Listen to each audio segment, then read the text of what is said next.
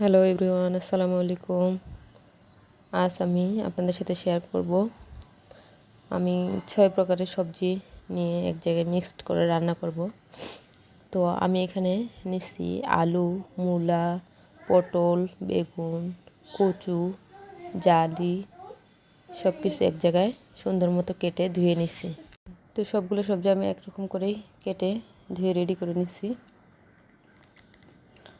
তো এগুলো আজকে আমি মাখায় দেবো না, আজকে আমি তেলে দিয়ে রান্না করব। তো ওই যে আমি তার জন্য পেঁয়াজ কুচি করে কেটে নিচ্ছি আর কাঁচামরিচ। তো প্রথমে আমি এই যে চুলায় কড়াই বসিয়ে দিছি, তারপর দিয়ে দিলাম সরিষার তেল। আপনারা তো জানেন আমরা সব তরকারিতে সরিষার তেল খাই। তো এই যে তেলটা গরম হয়ে আসলে আমি পেঁয়াজগুলো দিয়ে দিলাম।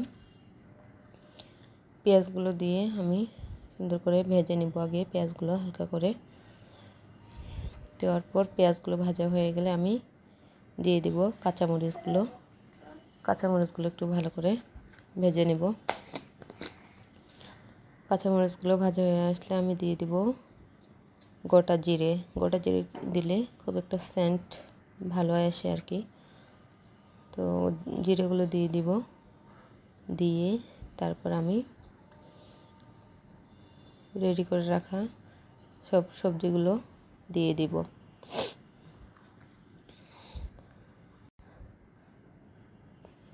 তো এই যে আমি একটু হলুদ দিয়ে দিলাম, দিয়ে সবজিগুলো দিয়ে দিছি, দিয়ে আমি এখন একটু ভালো মতো কষিয়ে নেব তেলের মধ্যে। এভাবে একটু কষিয়ে নিলে সব কিছু মিক্সড হয়ে যায় আর সবজিটা ভালোই হয় আর কি। তো আমি তারপরে একটু অ্যাড করে দিলাম লবণ পরিমাণ মতো, আর দিয়ে দিব একটু জিরে গুঁড়ো। তো এগুলো দিয়ে আমি আবার ভালো মতো কষিয়ে নিচ্ছিলাম। এই সব সবজিতে একটু মিষ্টি কুমড়া দিলে হয়তো একটু কালারটা সুন্দর লাগতো, কিন্তু আমার বাসায় মিষ্টি কুমড়া ছিল না, যেগুলো ছিল সেগুলোই নিচ্ছি আর কি।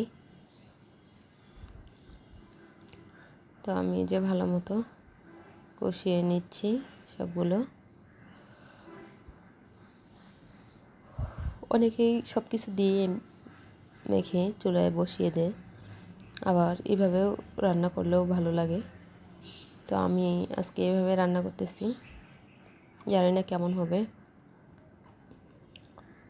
তো এই যে আমার প্রায় কষে নেওয়া হয়ে আসছে। আমি এখন এখানে পানি অ্যাড করে দিব। খুব বেশি পানি দিব না, অল্প একটু পানি দেব, কারণ এসব তরকারি থেকে একটু পানি বের হবে। তো তাই আমি ভালো মতো কষিয়ে নিচ্ছি নিয়ে। তো এই যে আমি দেখতে পাচ্ছেন একটু পানি দিয়ে দিলাম, দিয়ে তারপর সব কিছু নেড়ে চেড়ে আমি ঢাকনা দিয়ে দেব চুলায় 20 মিনিটের জন্য মিডিয়াম আঁচে বসিয়ে দেব। তারপর 20 মিনিট অপেক্ষা করে আমি আবারও নেড়ে চেড়ে দিচ্ছি, দিয়ে এই যে আমার রান্না ব্লক চলে আসছে প্রায়। তো এই যে শেষ হয়ে গেছে রান্না। তো আমি তারপর একটু ভাজা মশলা অ্যাড করে দিলাম। আমার রান্না কমপ্লিট। আল্লাহ হাফেজ।